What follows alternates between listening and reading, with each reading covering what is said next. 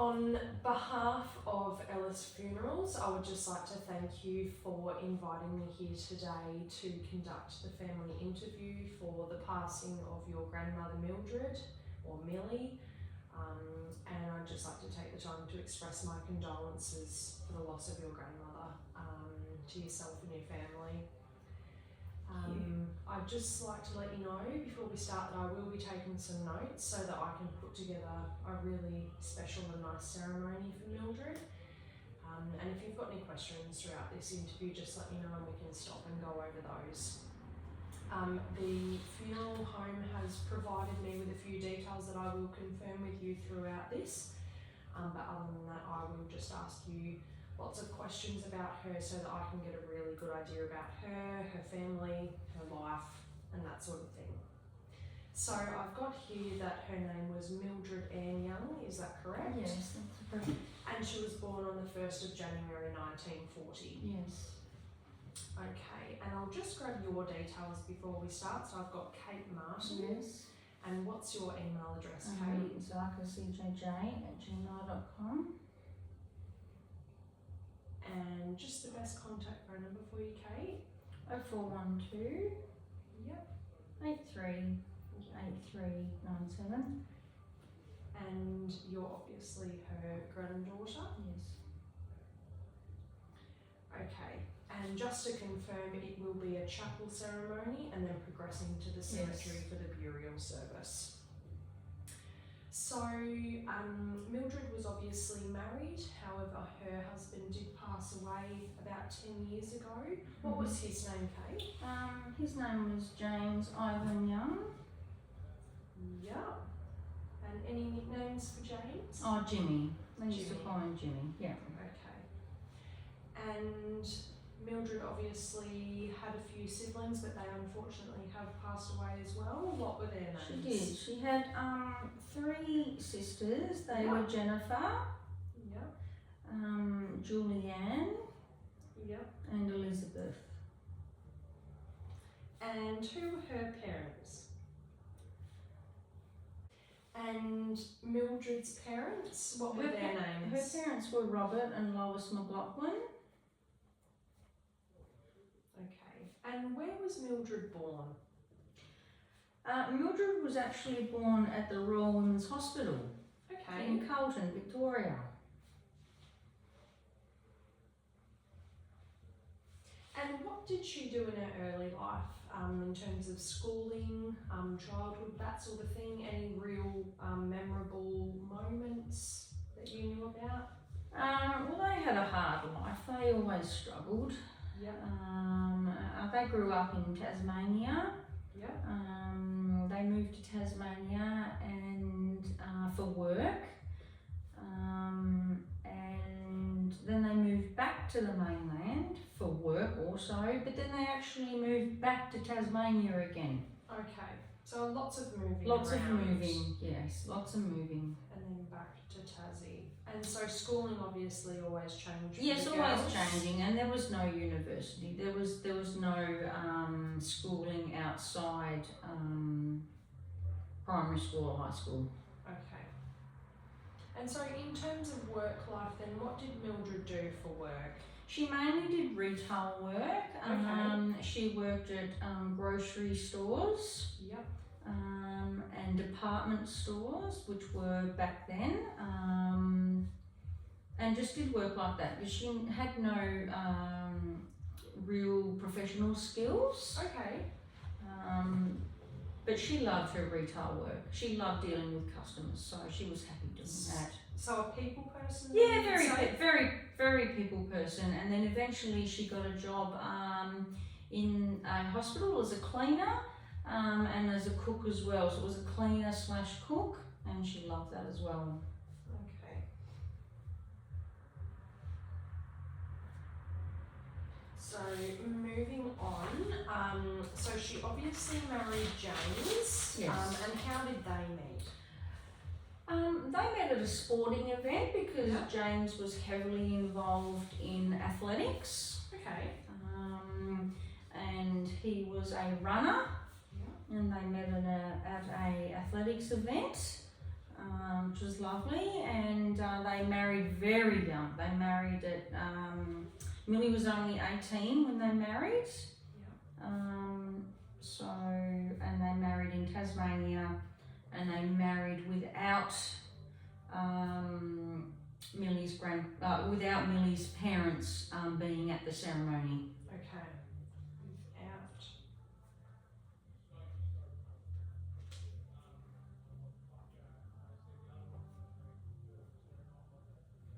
And so, in terms of children, who were Millie's children? They had 2 children. Yeah. They had Caitlin. Yeah. And Caitlin was born only a year after they got married. Yeah. And they also had James Jr. and he was born when Millie was only 22. So very young. Very young parents.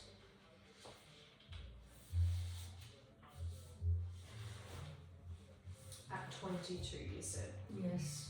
Okay. And in terms of grandchildren, were there any further grandchildren? Yes, they actually had 6 grandchildren. Yeah. And their ages ranged from 8 years old to 30. Okay.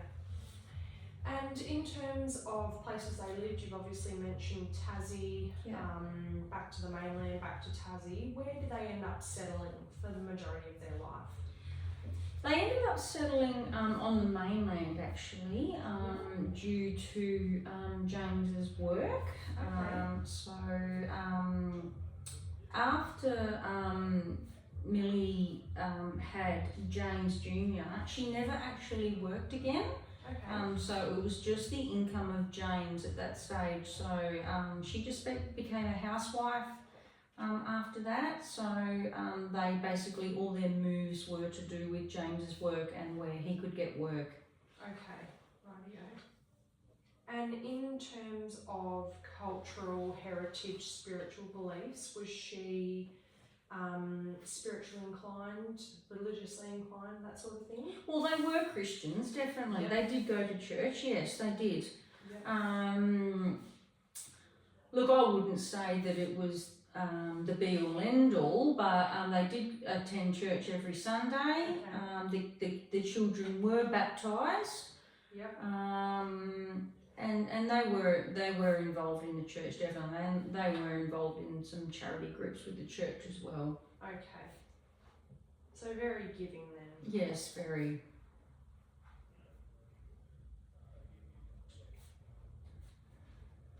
And in terms of Mildred's likes, dislikes, that sort of thing, what was she into? Music, art, TV? Oh, Mildred loved to crochet. Yeah. She loved to knit.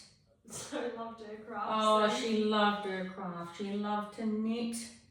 Yeah. She would knit little jumpers for all the great grandchildren, all the grandchildren. Yeah. She'd love her crochet on the boards. She'd love to cook. Just do all that homely type things. Yep. So a very good housewife. Yes, then. very good. Kept the house spotless, absolutely spotless. And in terms of community service, was she heavily involved? I mean, you said she did give to charity, but was there any community groups, any sporting groups or clubs she was involved in? I wouldn't say sporting groups, but Millie was involved in Meals on Wheels. Yeah. And she used to deliver Meals on Wheels, and she did that for many years. And anyone that needed a meal, they could go to Millie's and they could go to Millie's house and they would know that they would get a meal. Yeah. Very giving person like that. Yeah. So she deeply cared about others. Oh, definitely, yes.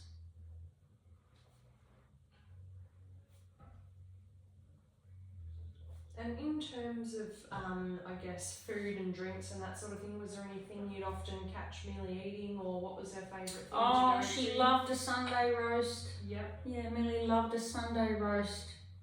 You always had to have that Sunday roast, whether it be chicken, pork, lamb. Not so much beef. She couldn't really master beef, Okay. but she loved the others, and she always had a Sunday roast. Always. And was it a bit of a funny point that she couldn't master the beef? Yes, definitely. And she'd only be able to cook 2 puddings. That would be bread and butter pudding and rice pudding. Okay. Yes, and you'd only be allowed to have those on a Sunday, Yeah. and you weren't allowed to have sweets any other day. Okay. So she definitely was a good cook then. Yes. Sounds like mastered the basics. Yes, mastered the basics. Yes. And in terms of any hobbies that she had, I mean, you've mentioned her crafts. Was she a gardener, a bit of a green thumb? She was a bit of green thumb actually. She did have her own little vegetables that she used to grow in the backyard. Okay. I think that may have been a way of saving money, maybe, but she did have her own vegetables in the backyard. Yeah. And she had quite a few indoor plants, but she absolutely loved her indoor plants. She was quite proud of her indoor plants. Yeah. So yeah, she did have a little bit of a green thumb. Yeah. Okay. And holidays, did they travel much, Millie and James, in their younger years, or? In Tasmania, they used to have a shack. Would you believe? They used to have a shack in Tasmania, and that was the only holiday that they were able to take the girls to. So they used to have a shack in Tasmania, and that was at a place called Bicheno, and it was a 2-story, very old place. It was opposite the beach. And as far as holidays were concerned, this was the only place that they could afford to take the girls to, and they had a ball down there. They had a little tinny boat, and they used to take the girls out in a little tinny boat, and they just thought it was wonderful, and that was their idea of a holiday. And did they fish as well down there? They did fish. They did fish, and James used to dive down for abalone. He used to dive for abalone, and the girls just thought it was wonderful, him coming up with the abalone on the boat, and the girls used to be in the boat and get the abalone off their dad. So the children were involved as well? Yes. And later in life, did they holiday anywhere else when the children obviously left the nest and that sort of thing? Or? They only went on one holiday, and that was a big overseas holiday. And this was before my grandfather James, he actually ended up with dementia. So this was before he was fully diagnosed with dementia. They went on an overseas holiday to Europe. And they did all of Europe, and they were about 6 weeks over there in Europe. But that's the only overseas holiday that they went on together. Okay. And then when my grandfather passed away, my grandmother only did a couple of very small holidays. They were mainly cruise ships, just not far. Yeah. So very few smaller trips. Yes. Yeah. And in terms of James's passing, how did Millie cope through that time? Because that would have been very difficult for her, obviously. It was very difficult for her, but in a way, I almost view it as though it was a kind of relief in a way for her. He did have dementia. And he was in a home at one stage, then he was back home, and then he was in a home, and then he was back home. And he took a lot of caring for, and he would fall over, she couldn't pick him up. And this went on for 26 years.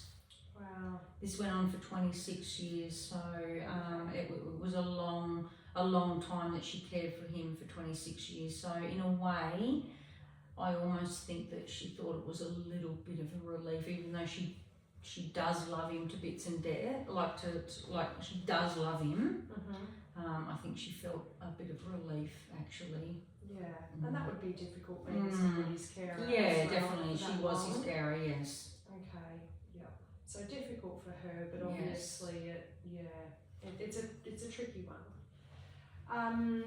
Okay, and in terms of later in life, obviously when James passed, did she have any pets or any animals? She never had any animals. Okay. They had a dog when I was young, and his name was Ben, and he was a German Shepherd Cross. And grandfather passed away, there were never any animals after that. Okay, so after James's death, no No, pets? nothing. Okay. Nothing. No. She wasn't involved in the military at all. She had no military experience, even though her father was involved in the military. Okay. But she wasn't involved in the military herself. Yeah.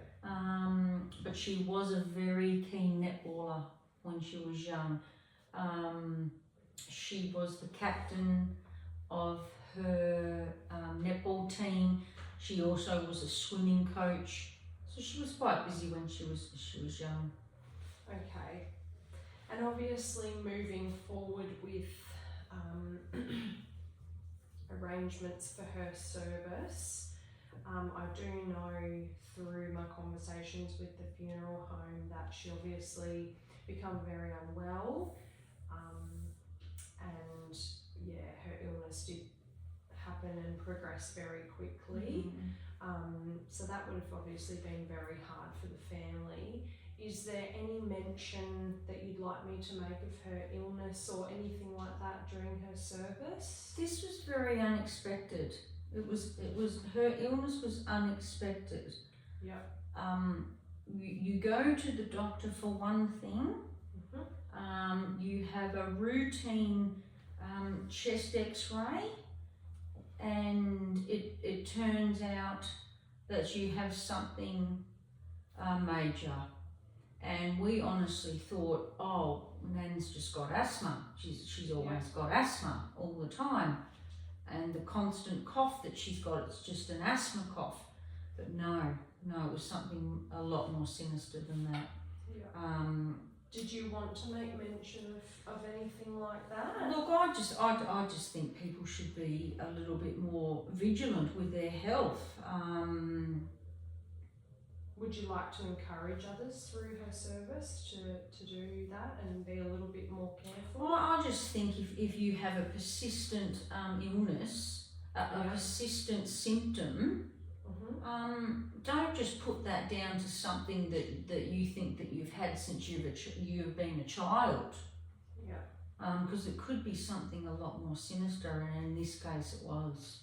Okay. So it may even be a point during the service where you could actually reach out to family and friends and encourage them to get checkups. But you can let me know about that in your own time, and obviously have a chat to other family members about that. So in terms of the actual service, you've got obviously the welcome and procession with a song or a hymn. Is there any song in particular you'd like played as the coffin and myself and the funeral director enter? I don't know about her early life, but I do know she loves Celine Dion. Okay, so perhaps a She Celine loves song. Celine Dion. Okay. Yeah, she did. Loved Celine Dion. She also loved the Pretenders. Okay. She loved the Pretenders as well. So perhaps the Pretenders to be played. Yes. Okay. And in terms of, I suppose, a welcome and that sort of thing, obviously we can say that. Her eulogy, will that be read by myself as the celebrant or a family member? I think it'd be nice to be read by a family member. Okay. She has quite a few grandchildren. Myself as one of them, and I think that if I put it to the family that someone will put their hand up and want to read it. Yep. And maybe even a few of the great-grandchildren as well might want to say something as well. Okay, so one of the family members to read that.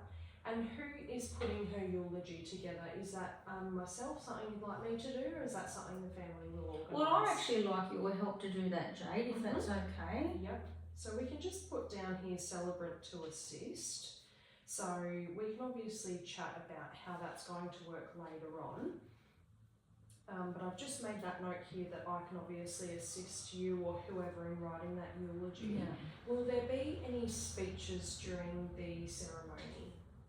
I think there will be, because I think a few of her great-grandchildren will want to hop up and say something definitely, and maybe even a couple of her grandchildren as well. So she Some has of her helped out. grandchildren. She has helped out a couple of her grandchildren and great grandchildren. Yep. I think that's financially as well, so I think they will definitely would like to get up and say something. Okay. So children, great grandchildren, and when you say speeches, is that more so something they've written themselves, or is that something like a poem or a prayer or something you'd like them to read out? I think a couple of them would like to say something from the heart, but then maybe a couple of them would like to just maybe recite a small poem. Maybe one of them would like to recite a poem. So personal speeches Yes. and poems. Yes. Okay. And any other songs that you would like played? So this would be the reflection music. This would be where somebody comes up and does some sort of a tribute, or lots of people grab a flower and place it on the coffin. Is there some music you would like played during that time? Oh, look, I know she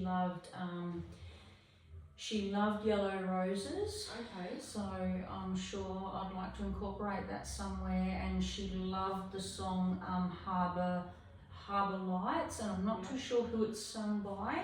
Okay. But I know she'd love that song, so I would say we would like to finish it with Harbour Lights. Okay. And maybe some Yellow Roses. Yep. Okay, and in terms of the committal, this is the time of the ceremony where the coffin can either be taken away, so this can be taken to the side, it can be ushered out into the hearse. I do know that we have it written down that it will be moved to the hearse after the ceremony, but there is a time where perhaps curtains can close. It just gives people that sense of, I suppose, it's a definitive thing that this person is going and they are passed. Is that something you want to put an emphasis on the committal, or are you happy to leave the coffin there until people leave? Look, I think at Millie's age, I think the great grandchildren are at an age themselves where they know their great grandmother was an elder lady, Yeah. and I don't think that they would be shocked or saddened by watching her being passed out to the hearse. Okay. So I'm going to say at this stage, without speaking to the rest of the family, I think that we will go the whole way from the ceremony to the hearse. Yep. And I personally think the great-grandchildren will be okay with that, knowing that she was an older lady. Yep. They've been spoken to, and this is what's going to happen. Quite possibly, this is what's going to happen. Okay. And they're aware of that as well, and that sort of thing. And look, it can be a really important part of the grieving process where there's that final moment where the coffin is taken. It can provide that closure for them, and there will be a little service at the cemetery anyway for them to obviously have that final closure as well.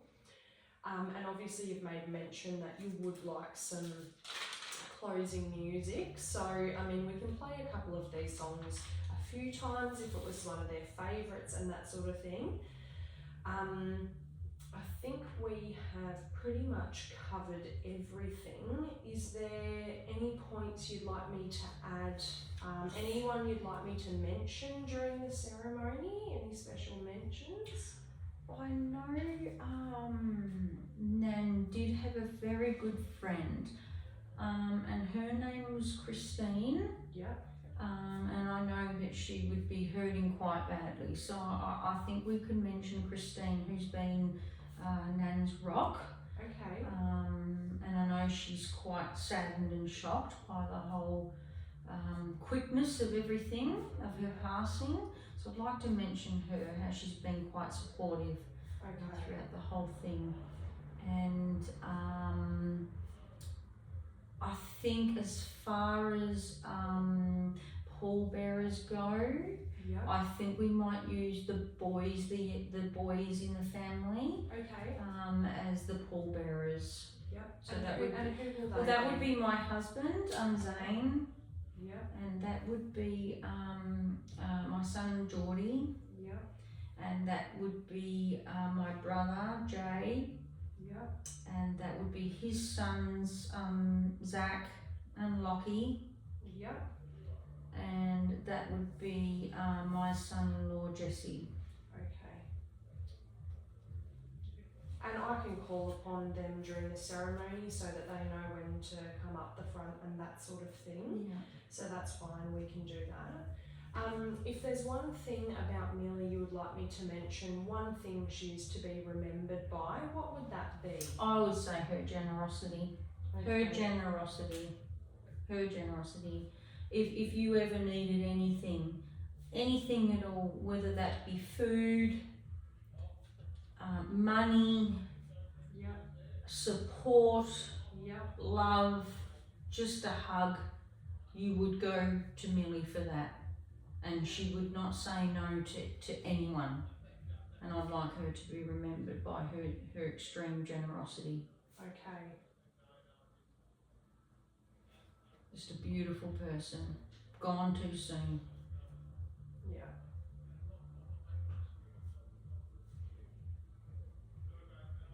And just touching on that with her personality, is there any other traits or skills she had you'd like to make mention of as well about her? Oh, she was an unbelievable seamstress.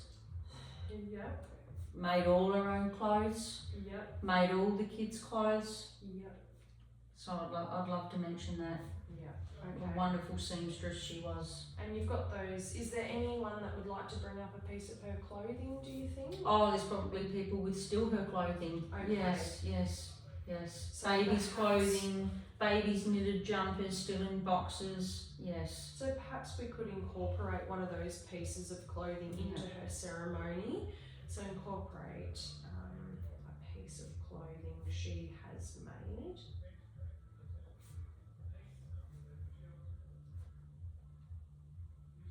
And one question I do like to ask people, even though they weren't involved in any sporting clubs, is there a sporting team that they like to follow that you'd like to make mention of during the ceremony? Oh, well, in her later life, it was the Brisbane Lions. Yep. The Brisbane Lions through and through. Yep. Yes, a full supporter of Fitzroy when they were Fitzroy, Okay. and then Fitzroy merged with Brisbane Bears. Okay. I'm not sure what year that happened, but it was quite a few years ago. I would say it was at least maybe 25 years ago this happened. Wow. And so the two clubs merged and became the Brisbane Lions, and that was Millie's team through and through, the Brisbane Lions. So she's diehard. Oh, from the beginning. die-hard Brisbane Lions. Yes, Okay. yes. Loved her AFL. Watched every single game. Loved her AFL. Yeah. And look, that's a really important thing that some people like mentioned in the ceremony, is their sporting teams, because it is a big part of people's life. I think I have got quite a lot of information. Is there any particular stories or a funny moment you can remember with her that you'd definitely like mentioned? Oh, jeez. Not that I can think of just straight off heart. Any I moments? just remember every Christmas, like we would, when they moved to the mainland, we would get sent on a plane, my brother and I, and we would get sent to Melbourne, and her and Pop used to pick us up from the airport, and we would spend our whole 8 weeks holiday. Wow. Our whole 8 weeks we had, and we used to spend them at their place on the mainland, and it was just the best time of our life, and we did that every single year. So great memories spent with them over that Oh, Christmas great period. years, and they had a swimming pool in every single house. Oh, okay. In every single house, and my pop actually built those pools himself. He hand dug those pools. Wow. Yeah, and they had a swimming pool in every single house, and that was just the highlight of our Christmas school holidays, was getting to swim in a pool every single day. So they were definitely the fun grandparents? Oh you could yes, say? definitely. Yeah. Yeah. Okay, well I think that should give me a pretty good start to Millie's ceremony. I've got quite a bit of information So what I'll do is I'll start drafting something up, putting something together. I will send it to you and feel free to make any changes, send it back and forth. If you've got any questions, let me know. If you could decide on the songs, the poems, who will definitely be speaking and how long those speeches go for, that would be really beneficial to me just to know. But yeah, we've definitely got lots of information to put together a really special ceremony for her. So hopefully we can obviously do Millie proud and obviously give you something as the family to be proud of as well. Oh, thank you, Jade. That's I hope all so. right. Thank you. Do you have any questions before we wrap up? Not at this stage. I think you've covered everything, and I look forward to your presentation, what you get back to us. Yeah, and like I said, if you've got any changes or alterations, just let me know and we can edit as we go. Oh, thank you so much. Perfect. Well, Thank thanks for you. having me. I'll be in touch. Oh, thank you, Jade. Thanks. Thank